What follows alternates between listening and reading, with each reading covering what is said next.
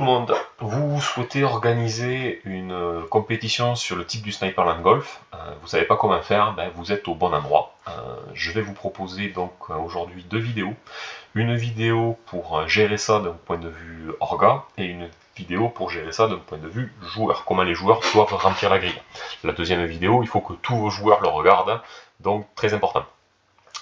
Donc la première chose à faire, c'est de télécharger le fichier Sniperland Golf, un fichier Excel qui sera en description de cette vidéo-là. La deuxième chose à faire, c'est lors de l'ouverture du fichier, d'autoriser l'édition sur le fichier. Donc vous allez avoir un petit message, il faut autoriser l'édition, sinon vous ne pourrez rien faire. Donc une fois que vous aurez lancé ça, vous allez vous retrouver sur l'onglet Réglages. Sur cet onglet Réglages, il n'y a, d'ailleurs c'est cet onglet-là, et c'est sur tous les onglets en général, il n'y a que les cases blanches que l'on peut changer. Si une case n'est pas blanche, ne changez rien, vous allez foutre le bordel. Donc là, il y a cette partie-là et cette partie-là. La partie inférieure, c'est la partie qui détermine les valeurs en fonction des règles de votre golf. Par défaut, ne changez rien. Là, vous êtes sur les règles du Sniperland Golf. Par exemple, si un joueur n'a pas réussi à poser sa cible en 10 coups, il se prend une pénalité de 10 points, c'est ce disque qui est ici. Il n'y a pas de pénalité pour part trop facile, c'est-à-dire que si un joueur a placé une cible en one shot et que tout le monde fait un one shot, le joueur qui a placé la cible n'est pas pénalisé. Donc c'est pour ça qu'il y a un 0 ici. Et si vous terminez premier du groupe, vous prenez 5 points, deuxième 3 points, ainsi de suite. Le par maximum est limité à 10. Un joueur ne peut pas tenter la cible plus de 10 fois après la valeur du par. Et en catégorie FR, le maximum c'est 2 joules, en catégorie suisse, le maximum c'est 3 joules. Et en catégorie open, c'est bloqué à 4 joules 5 par défaut. Donc, dans ce tableau-là, a priori, si vous voulez lancer un golf, la seule valeur qui va vraiment vous intéresser, c'est la valeur en haut, là, en 1BB, c'est la valeur 50. Par défaut, le tableau est configuré pour une partie à 50 joueurs. Il faut savoir une chose, c'est que sur les golfs, on ne peut jouer qu'un multiple de 5. Donc à la limite, il peut y avoir des trous dans une grille, mais là, vous ne pourrez pas choisir. Si vous choisissez 49, il va vous mettre une erreur, c'est normal. Vous pouvez choisir 25, 30, 35, 40, 45. Quoi. Pour faire simple, là, on va dire 40, ça va être un cas assez standard. Et donc, pour une grille à 40 joueurs, vous aurez forcément 8 groupes de 5 joueurs. Et donc, là, on se retrouve dans ce cas-là. Là, vous allez avoir la grille par défaut pour 40 joueurs telle qu'elle est sur le fichier. Si vous voulez générer une nouvelle grille, vous vous mettez donc du coup dans la partie qui vous intéresse. Là, on a mis 40 joueurs, on est bien sur la partie 40 joueurs ici. Et sur cette colonne-là, la colonne rand, vous faites un clic et vous allez trier du plus petit au plus grand, ou du plus grand au plus petit, peu importe. Et hop, ça va vous swapper tous les numéros. Donc là, en fait, vous venez de générer une nouvelle grille. Cette manipulation-là, surtout, il ne faut pas la faire pendant une partie. Vous allez foutre en l'air tout votre jeu. Donc ça, vous le faites au tout début, là, maintenant, en ouvrant le fichier. Et une fois que ça c'est fait, et que vous êtes sûr que vous allez respecter les règles, ou que vous allez changer les règles, vous faites clic droit sur Réglages, et vous cachez l'onglet Réglages. On n'y touche plus, c'est fini. Sinon, on fait des bêtises. À partir de là, là on s'est mis sur une grille du coup avec 40 joueurs, on se rend bien compte que sur la grille de jeu, les groupes 9 et groupe 10, c'est vide, et voilà. Donc là ce qu'on va faire, une fois de plus, on ne supprime rien, on fait que cacher. Donc vous allez sélectionner toutes vos lignes où il manque des joueurs. Donc là, à chaque fois c'est les groupes 9 et 10, pardon. On sélectionne tout ça. Et hop, on cache. Donc là, votre tableau grille de jeu, il est complet et il n'y a pas des lignes vides partout.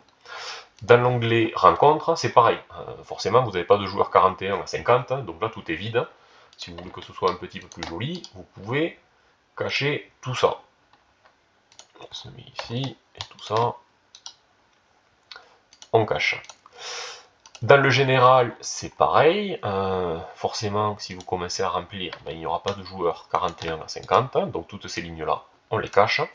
Et enfin, ce qu'il va falloir faire, si là je me place ici, techniquement, on voit qu'il y a des petits traits partout, ça fonctionne. Par contre, si je me mets sur le groupe 9, c'est non attribué. Donc toutes les valeurs non attribuées, c'est forcément parce qu'il y a des joueurs, il n'y a pas de joueurs, je veux dire, dans le groupe 9, donc forcément là ça ne fonctionne pas. Ce qu'il va vous falloir faire pour éviter les erreurs, c'est de cacher les onglets 9, pardon, les onglets groupe 9 et les onglets groupe 10. Et ça, il va falloir le faire pour la session 1, mais vous allez aussi le faire pour la session 2, pour la session 3, la session 4, ainsi de suite. Donc je fais ça rapido.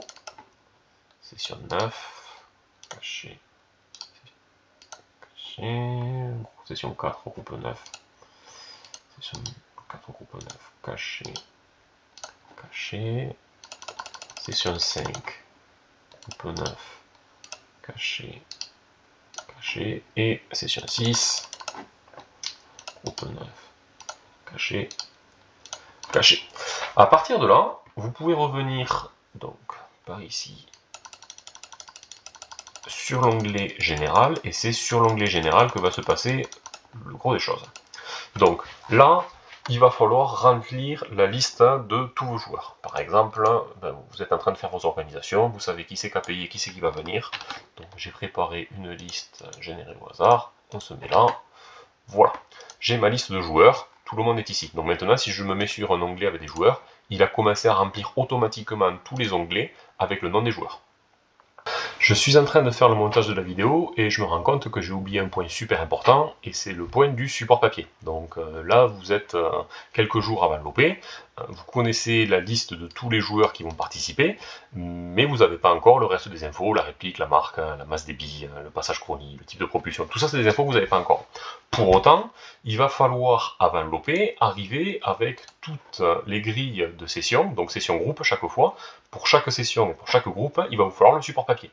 Donc pour ça, il va falloir avant l'OP tout imprimer, et là ça sert à rien d'imprimer tout comme ça en bordel. Je vous explique comment il faut le faire proprement, de la façon la plus simple. Donc vous sélectionnez la session 1 groupe 1, vous allez jusqu'à la dernière session, donc là on est sur 40 joueurs, du coup ça fait session 6 groupe 8, vous faites un shift-click, ça sélectionne tous les onglets. Ça sert à rien d'imprimer toutes ces infos là parce que ça sera forcément vide, donc pareil, vous faites un shift-click sur les lignes, vous cachez ces lignes là, ça prend un certain temps parce qu'il cache tout, vous sélectionnez la grille de jeu, vous faites un CTRL-P pour imprimer, et là, l'objectif c'est d'imprimer ça. Alors là, c'est déjà paramétré, ce qu'il faut faire c'est le Print Selection Only. Donc il faut choisir cette option là, c'est ce que vous avez sélectionné, et dans le page Setup, vous mettez un landscape, et dans margin, vous centrez horizontal vertical. Voilà. À partir de là, ce que je fais à titre perso, c'est que d'abord je sors un PDF, comme ça j'ai un support PDF que je peux imprimer par la suite, et s'il y a une feuille qui est mal sortie, vous pouvez la ressortir séparément en choisissant le nombre de la feuille. Donc vous allez sur ça, vous faites print, là je vais le mettre en simple golf, vous enregistrez, il sort toutes les pages, et voilà. Et une fois que vous avez fait ça, vous pouvez revenir ici, là vous vous remettez entre 6 et 7, vous faites clic droit, un hide, vous allez revenir dans la configuration de départ, vous vous remettez sur l'onglet général, et voilà, et vous êtes prêt, et normalement vous allez pouvoir imprimer tous vos supports papier qui sera indispensable au bon déroulement de l'OP. On continue le reste du remplissage. Et là maintenant vous êtes le jour de l'OP, les gens commencent à arriver et on fait le passage chronie. A priori, c'est à ce moment-là qu'il va falloir remplir tout ça. Donc par exemple, on a Pierre, pardon, c'était Jean qui était en premier. Jean, il arrive, il a un SRS de marque Silverback. Il va passer au chronie. Alors quand on passe au chronie à la bille de jeu. Et on passe hop-up réglé. Là, c'est la responsabilité de l'orga de vérifier ça. Si quand il passe au chronie, vous voyez que la bille elle tombe à 2 mètres, ou au contraire que la bille elle s'envole à mort, c'est que le mec il est en train de tricher. Donc faites passer vos joueurs à la bille de jeu, c'est super important. Et là, celui-ci, on va dire qu'il joue à la 0,40, et il est passé à 107, 108, 107, et du coup, la feuille de calcul va automatiquement vous calculer la moyenne de la vitesse et l'énergie de la réplique. Ça ne sert à rien du coup de régler le chronie en fonction de la masse de la bille. Tout ce qui vous intéresse, c'est de savoir quelle masse il utilise et quelles seront les 3 vitesses de passage chronie en mètres secondes. Donc vous n'avez pas besoin de toucher au réglage de votre chronie, vous mettez juste votre chronie en mètres secondes, vous lui demandez quelle bille il utilise, il passe 3 fois, ça fait la moyenne, tout va bien. Et derrière, vous pouvez remplir la propulsion, typiquement, un SRS, on va dire que c'est un spring. Et vous faites ça pour tous vos joueurs. Ça, c'est le matin au passage chronie. Vous pouvez compter entre 30 secondes et 1 minute par joueur, donc si vous avez 50 joueurs, ça va bien vous prendre 3 quarts d'heure de faire un passage chronie. Là, j'ai généré des valeurs au hasard, donc on va mettre tout ça au hasard. Hop, on va par ici. Ça, et les propulsions, pareil. Et on sélectionne ça, et on se met ici. Et donc là, vous êtes prêt à commencer votre partie. Dès que votre tableau général est bien rempli, tout va bien. Si jamais il y a un joueur qui est absent, par exemple, on va dire que là, Thierry, avec la PS2, il n'a pas pu venir. Là, vous mettez juste, vous supprimez. Donc une fois de plus, on ne supprime et on ne modifie que les cases blanches. Les cases qui ne sont pas blanches, on ne change rien. Sinon, en fait, dedans, il y a des formules. Si vous faites péter les formules, si un jour vous avez un joueur en remplacement, ça ne se remplira pas. Vous mettez juste absent, par exemple. Et le joueur 22 apparaîtra absent sur les grilles de jeu. Et du coup, si on va sur la session 1 groupe 1, maintenant, on voit que tout est rempli.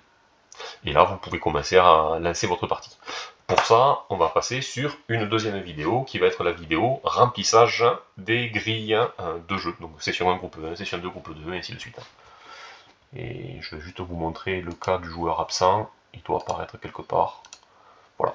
Là, on voit bien que le joueur 4 est absent, et donc c'est ici. Pardon, le joueur 4. Le joueur 22 est absent dans la session 1 groupe 4. Ok, si tout ça c'est clair pour vous, vous êtes capable d'organiser un golf. Une fois que vous avez ce fichier dans les mains, franchement, c'est facile. Et on se retrouve dans la deuxième vidéo pour le remplissage des grilles. Allez, à plus!